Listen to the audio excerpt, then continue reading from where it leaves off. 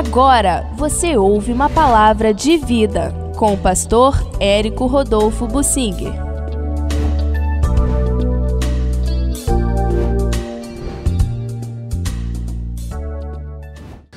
Eu quero falar sobre orientações que Jesus deixa para o cristão enfrentar seus problemas financeiros.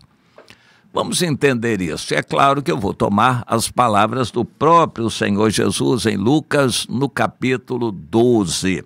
Isso também pode ser visto em outros evangelhos. A seguir, Lucas, no capítulo 12, versículo 22.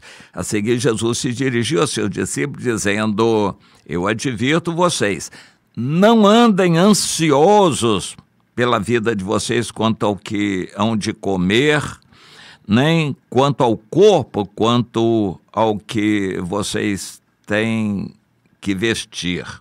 A vida é mais do que o alimento, e o corpo é mais do que as vestes. Observem os corvos, não semeiam, não ceifam, não têm despensa, nem celeiros, todavia Deus os sustenta. E observem que vocês valem mais do que as aves. Eu confesso que eu não conhecia o corvo. Quando fui recentemente ao Canadá visitar minha filha, eu verifiquei uma coisa muito interessante. Quase não existem outros passarinhos lá no Canadá, porque os corvos dominam tudo. E eles são agressivos, eles comem os outros passarinhos. Eles comem bichos pequenos, eles são assim mini gaviões, os corvos, e tem muito, eles se multiplicam em todo o Canadá. Eu fiquei impressionado com isto. Eles são agressivos. A gente está numa mesa, por exemplo, num parque, comendo alguma coisa, o corvo vem por cima e mete a mão ali e come do que tem ali em cima da mesa. Ele rouba aquilo da gente e vai embora. Eles são assim. Eles comem qualquer coisa. E Jesus diz que eles não morrem, sobrevivem. Lá no Canadá eles comem qualquer coisa e vão se multiplicando e dominando o ambiente, assim, os corvos. E o corvo está vencendo, ele não morre, ele vive muito e se vira com a sua alimentação, porque Deus proveu isto para eles. Mas e nós? Somos mais importantes aos olhos de Deus do que as aves. Deus cuida de nós. Por isso a gente não deve andar ansioso com relação a dinheiro. Eu lembro que um irmão muito querido contou que pessoas chegavam para ele e diziam: olha, meu problema é dinheiro. Ele respondia: você é a pessoa mais feliz do mundo. Mas por que você está falando isso? Porque você tem um problema que todo mundo tem, e se o seu problema é só isso, então você é a pessoa mais feliz do mundo. Interessante aquela expressão. Problemas financeiros todo mundo tem. O dinheiro foi inventado por Satanás para amarrar as pessoas. E Jesus disse que são os espinhos que não provêm de Deus. Espinhos são problemas com dinheiro, por muito ou com pouco. Você pensa que uma pessoa que tem muito dinheiro é feliz, que ele gasta? Não gasta! Quem tem muito dinheiro, com muito mais razão, quer mais dinheiro e não gasta. Ele passa necessidade. Eu já vi muita pessoa tendo condições não comer, porque ele está muito ocupado com decisões a respeito do dinheiro, não tem tempo para comer. Acaba passando fome. Pessoa que tem muito dinheiro sofre quando uma aplicação dele está caindo, ele está perdendo dinheiro, ele fica desesperado, é capaz de nem dormir, acompanhando o noticiário sobre a situação do mundo para saber como vão ficar as aplicações dele, o dinheiro dele. Mas se a pessoa tem pouco, a pessoa se enrola, compra a prestação e depois não tem condições de pagar e fica sofrendo com aquilo. Todos vão sempre sofrer com dinheiro, a menos que você aprenda a lançar a sua ansiedade sobre o Senhor. Filipenses 4, versículo 6. Aprenda a orar entregando a sua ansiedade ao Senhor. Mas será isso possível? Aqui no texto lido em Lucas 12, Jesus manda você não ter ansiedade. E aí conta uma historinha. Você, por mais ansioso que esteja, você pode mudar o curso da sua vida? Você pode viver mais? Não adianta, pode contratar plano de saúde, médico, tratamentos. Você não vai ampliar o curso da sua vida se Deus não quiser. É Deus quem determina.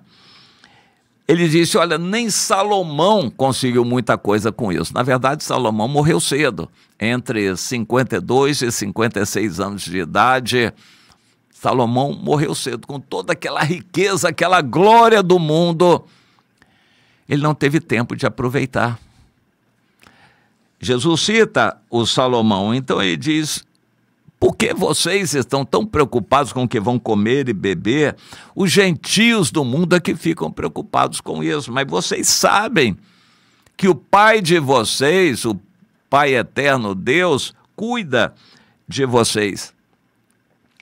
Busquem, antes de tudo, o reino de Deus, e essas coisas serão acrescentadas.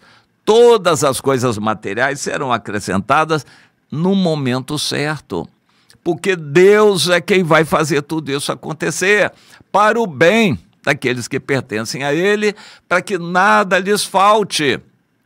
Você crê nisto? Se você crê, lance fora a sua ansiedade. Mas o meu dinheiro está acabando, o salário não chegou, o INSS cortou a pensão. Meu irmão, entregue a Deus a ansiedade, deixe Deus trabalhar, é Ele quem vai trabalhar, e se Ele não trabalhar, não vai adiantar nada tudo que você fizer, todo o seu esforço, choradeira, desespero, não vai adiantar em nada, se Deus não operar. Aprenda a entregar a Deus. Como é que a gente entrega a Deus? Buscando o reino dele em primeiro lugar. Onde é que está o reino de Deus? Bem, alguém dirá, o reino de Deus é o universo inteiro? Não, por enquanto não. É tudo mais fora o mundo. O mundo é aquilo que gira em torno do ser humano, o mundo nesse contexto, nessa expressão da palavra. O universo todo pertence a Deus e Ele comanda, menos o mundo onde o homem está, por causa do livre-arbítrio. Deus deu o comando do mundo ao homem, e o homem, ao pecar, entregou para Satanás. E essa luta de Deus com Satanás para disputar o coração de cada ser humano é que nos mantém ainda aqui. Mas breve essa luta está para terminar. Deus vai dar um fim a essa batalha. Até lá, nós temos que buscar o reino de Deus. Onde é que está o reino de Deus aqui na terra? Somente dentro dos corações. Não pense que o reino de Deus está num templo. Não pense que o reino de Deus está nos bancos, no dinheiro aplicado nos bancos. Não pense que o reino de Deus está nos restaurantes, na comida boa. Não pense que o reino de Deus está nas fábricas de automóveis. O reino de Deus está somente dentro dos corações que pertencem ao Senhor. Os discípulos perguntaram, Senhor, quando é que vem o teu reino? O reino de Deus já está dentro de vós. Foi a resposta que Jesus deu. O reino de Deus já está dentro de vós. Então vamos buscar o reino. Como? Amando os irmãos. Você tem que amar as pessoas em quem o reino de Deus está. Isso é investir para o futuro. Isto é a verdadeira sabedoria. Isto é o caminho que Deus estabelece para Ele poder garantir as coisas materiais para você. Se você não é fiel a Deus, não coloca Deus em primeiro lugar e o reino dele em primeiro lugar, as outras coisas materiais não vão ser acrescentadas. Você vai ter que brigar, lutar. Mas os do mundo é que fazem isso, os gentios é que estão correndo atrás, pois aí há crentes que estão como eles, correndo atrás das coisas materiais, porque Jesus diz, não ande ansioso com relação a isto, busque as almas, as pessoas, ame pessoas, valorize pessoas, evangelize pessoas, ore por pessoas, vá visitar os desviados, acolhê-los, vá discipular alguém, vá cuidar de vidas, isto é cuidar do reino de Deus. Se você se dedicar a isto, cuidar de vidas, amar pessoas, praticar a religião verdadeira, visitar pessoas e orar com as pessoas, fortalecer os irmãos, amar os irmãos, se você fizer isto, todas as demais coisas materiais serão acrescentadas. Alguém há que interprete esse versículo 31, Lucas 12, 31, que é o mesmo de Mateus 6, 33, buscai o reino de Deus em primeiro lugar e as outras coisas serão acrescentadas. Existem pessoas que interpretam assim, vá para a igreja sempre, busque muito a Deus nas reuniões da igreja, não perca nenhuma reunião da igreja. Não é isso que Jesus quer dizer. Se você não se ocupar com as pessoas, não vai adiantar ir à igreja.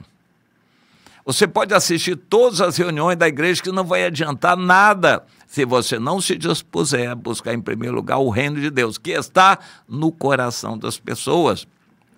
Ame, valorize as pessoas, vá até elas, evangelize, ore com elas, vá visitar os fracos, vá procurar os desviados. Isto é fazer a obra de Deus, buscar em primeiro lugar o reino de Deus. Se você fizer isso, se ocupar com pessoas em quem o reino de Deus está, então não vai faltar para você tudo que é material, porque o Senhor vai dar.